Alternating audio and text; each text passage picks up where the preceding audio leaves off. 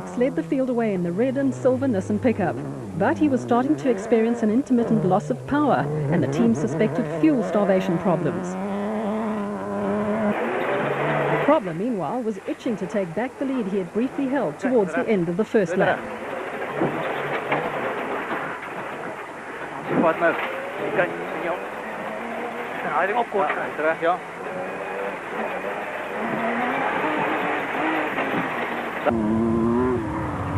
The Jimco of Duplessis and Segers was the first special vehicle into the pits at the end of lap 1 after passing the bat of Gibson and Trethewey, and the wily Duplessis was now pushing hard to open up a gap.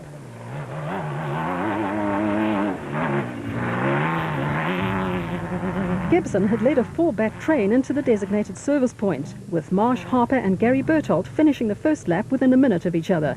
He was now pushing harder to stay ahead of his rivals.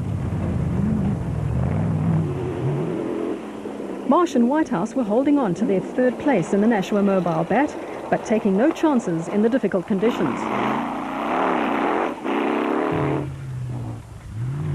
The Harper father and son combination seemed content to hold on to fourth, aiming for a finish in their unsponsored bat.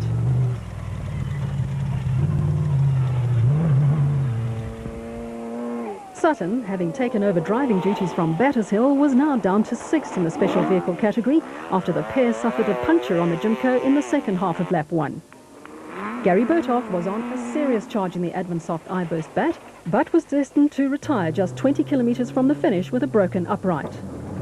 Mark Cronje and Birkin were having their customary steady run in the reliable Castrol Toyota Hilux and were leading Class D.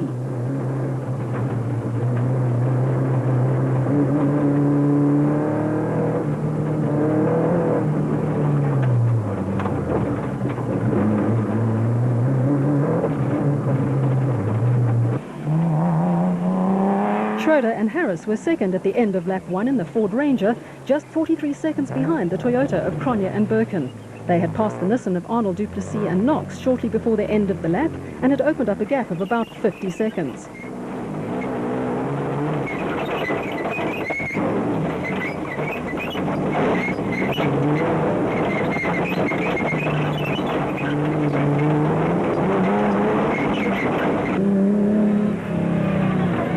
Arnold Duplessis, who together with his brothers Andre and Yuri owns the Polokwane Nissan dealership called BB Auto, and was still running strongly in third place in Class D in the Nissan hardbody.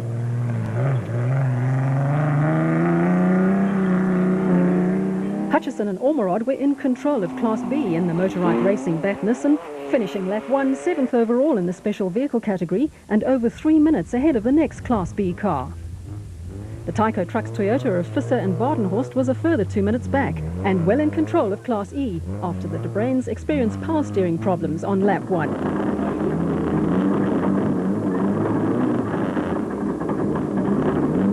A spectacular and slow section of the route took them over a mountain and deep into a valley.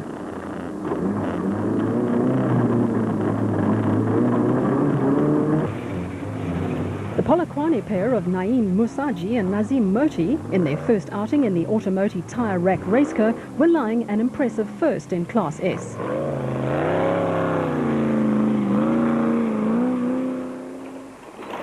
The Bezeknots were second in Class B in the Adenco Sandmaster and were now over 3 minutes behind leaders Hutchison and Ormerod.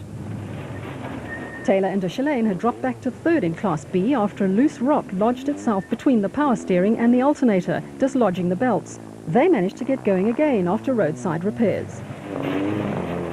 Schilling and Davies were using all their experience to control Class S in the Plastotech Aceco. Gavin Cronje and Robin Houghton in one of the 4 factory Castrol Toyotas were fourth in Class D and battling to pass slower cars because of the thick dust. Teammates Paolo Piazzamosso and Oki Fari were close behind and running strongly despite the dust.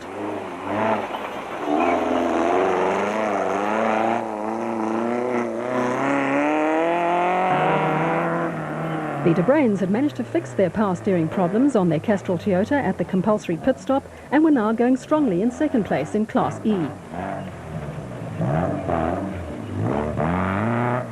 Brandon Harkis and SA Sports Illustrated editor Steve Smith had started at the back of the field after their Class A Motorite bat caught fire in the prologue.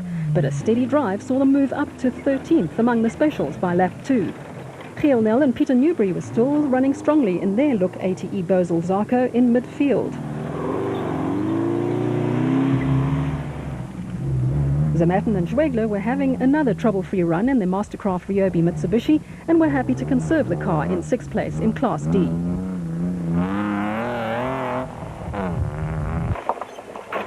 Class E Championship leaders Zane Pearce and Henny Vosloo were down to 4th in class after breaking a side shaft on the Castrol Toyota in the prologue and a puncture on lap 1. The Moffats were taking it easy in the Class F Bosel Land Rover, which was making a disturbing noise in the front.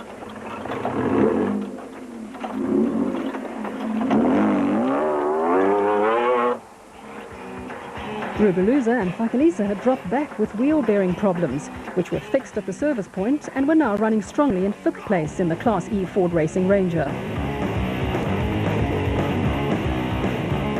First to arrive at the end of lap 2 was the Nissan hardbody of Krobler and Jordan, which had passed an ailing Cox whose fuel starvation problems had reduced his pace considerably. They carried on without stopping. Cox followed 3.5 minutes later and went straight to his pit for assistance.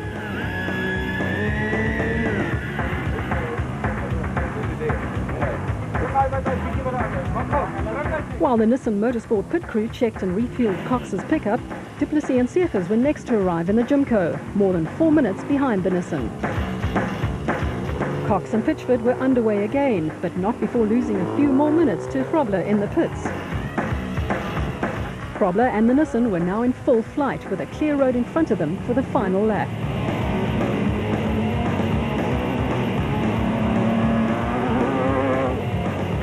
Stallen. Goede Jan. Als je pas langs is Jan.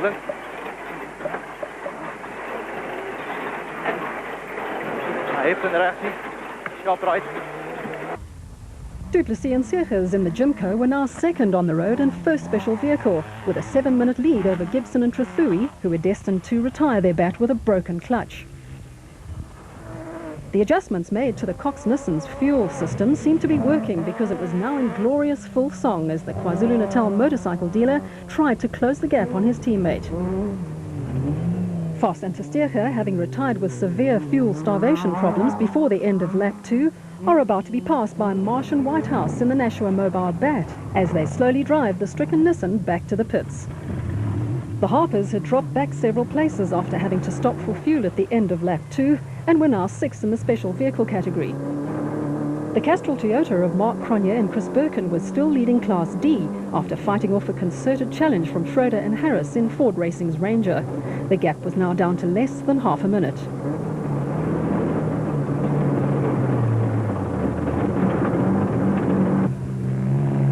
Schroeder had closed right up to Cronje at the end of lap 2, posting a quicker lap time than his rival. The thick dust made overtaking too risky and the Ford driver looked to have settled for 2nd place in class.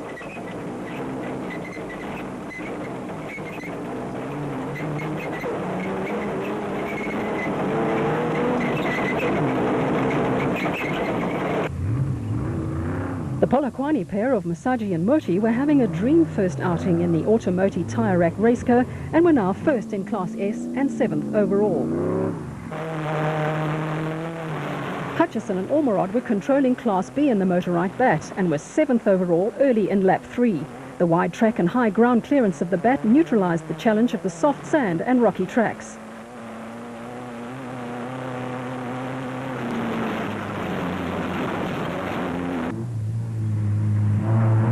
Visser and Badenhorst's trouble-free run in the Tyco Trucks Toyota Hilux continued, and they were 6th overall in the production vehicle category. Close on their heels were Gavin Cronje and Robin Houghton in the factory Castrol Toyota Hilux, their rear bodywork mysteriously missing, but also having a trouble-free run. Father and son Hugo and Jaap de Bruin were still 2nd in Class E in the Castrol Toyota Hilux, with no sign of their earlier power steering problems. Piazza Musso and Ferri's Castrol Toyota was still in contention and running some 2 minutes behind teammates Cronje and Houghton. Harkes and sports journalist Smith had moved up to 6th in Class A at the end of lap 2 and were looking good for a finish in their first race together in the Motorite Bat. Bevan Bertholdt, sorely missing his navigator, was soldiering on alone in the I-Burst bat and lying a respectable 8th in Class A. Taylor and Deschalain in the JRE were still second in Class B, but now 3 minutes back after earlier closing to within a minute of leaders Hutchison and Ormerod. Enjoying the Subaru power of the Class A Bosel ATE Lucht Zarco, Nell and Newbury were on a comfortable pace in 7th place. Perennial finishers Zermatten and Zwegler were still on track after a conservative run in the Mastercraft Ryobi Mitsubishi. The Castrol Toyota Hilux 2.7i of Pearson Vosloo was looking the worse for wear, but heading for a 6th straight finish. Husband and wife George and Sharon Barkhazen were having a good run in their Class E Toyota Hilux.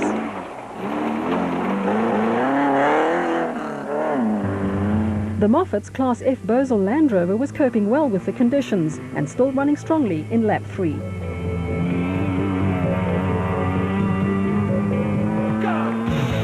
A sweet and long-awaited moment for Krobler and Jordan and the proudly South African Nissan Hardbody. Their first win in 4 races and their second of the year.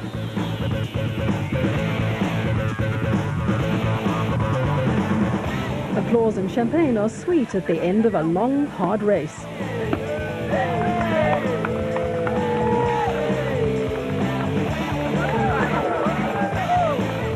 I mean, it's a long time that we haven't won. I think it's 3 races ago, and this one was tough.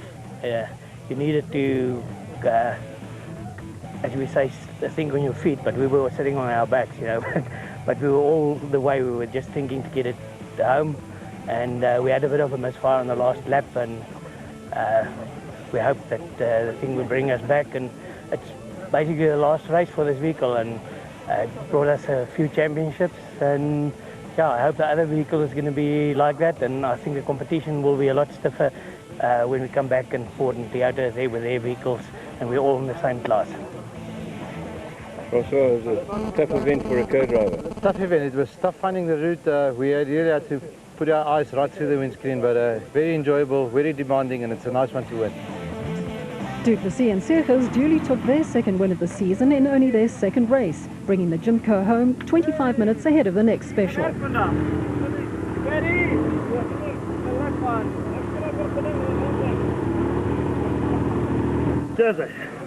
Ja, weet om te rijden. Well done. Het was baie lekker. Stop een beetje geplaagd. Maar strategie het gewerkt. Als het al je stadium maar laat voorbij komen. Ik denk dat ik bakje warm word, ik weet het. En was maar net bij hem gebleven en ik weet het, dus het is maar weer voorbij. En tussen is maar net opgeschreven, een paar banden in. Maar verder was het baie lekker. Dus weer die tweede keer zo is lekker. Despite a recurrence of the fuel starvation problems on the Nissan Hardbody, Cox and Pitchford finally made it to the finish and second place in the production category.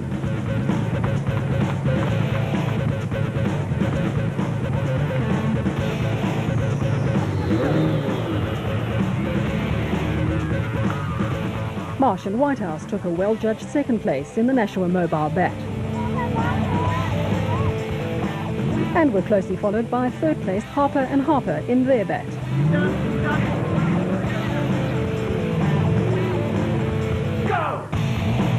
First Class D vehicle home was the Castrol Toyota of Cronje and Birken, third overall in the production vehicle category. It was actually a nice mixture of being rough and smooth. There were some parts that were very rough, there were some parts that were very, very slow. We actually pushed hard all day. We had Manfred about 1.5 minutes behind us at the end of the second lap, and we pushed hard. We managed to sort of get that up to about 2.5 minutes. I think he's actually coming in now as we are speaking. And yeah, it was a nice route. I think that for a first event, the guys actually did a hell of a good job, and thanks a lot to the organisers. I think we always appreciate coming to a new area and having a lacquer event. Schroeder and Harris were indeed second in Class D in the Ford Racing Ranger. Yes, no, very happy with second place. You know, the dust was so bad. We managed to catch Mark, and then, I mean, you get within 20 seconds and you can't see, so you have to back off again, catch him again, back off again. Eventually decided, no, it's not worth taking any risks. We'd rather finish second in class than not at all. I started hearing some strange noises coming from the back. We can't see anything that's broken, but we decided just to go for second in class and for finish. Locals Masaji and Moti finished an outstanding 4th overall in the specials and 1st in Class S in the Automotor Tyre Rack Raceco. A dramatic arrival by Hutchison and Ormerod, winners of Class B in the motor right bat. You know, the first lap was a very interesting lap and exciting, but it turned out to be incredibly rough. The second lap already was shaking us about quite a bit. It was very tough. We left the pits in the second lap. Marcus and them were just behind us. I think they were about 20 seconds, so we pushed hard beginning of the third lap, and we got ourselves a nice gap. You know, pushed for about 40 k's and then just took it easy to try and bring it home without any problems. But we're very happy. You know, we're part sponsor for the event, so I'm just really, really happy for Motorite. A huge thanks to the guys at Motorite, especially Justin Cooper. Without the support from these guys, I would never be able to get the results I'm getting. So, you know, just a huge shout out for them. And to be able to win our class on the day when we sponsored the event is special. And apparently Brandon's still going. We're hoping that he'll also be able to finish. It'll make a great day for us. But it was a great day racing. We're all very happy. Thank you very much. Visser and Badenhorst took Class E honours in the Tyco Trucks Toyota Hilux for the 5th time this year.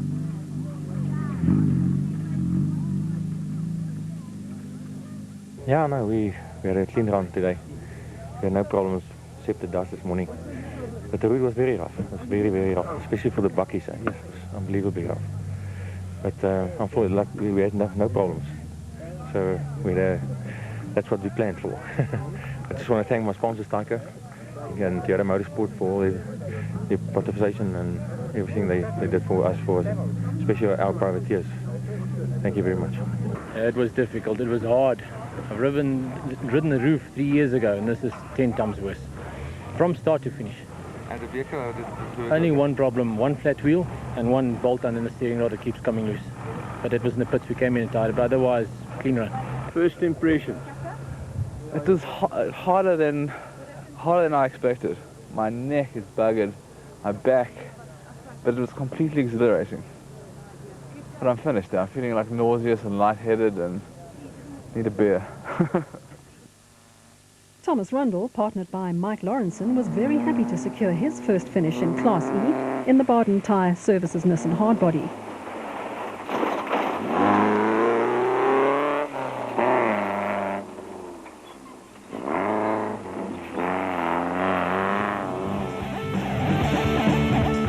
Overall honours to Nissan for the 5th time in a row, with Toyotas occupying 7 of the top 10 places, including Classes D and E. Another win for Duplessis and Seegers in Class A, and Hutchison and Ormerod in Class B, and 5 South African-built bats in the top 8.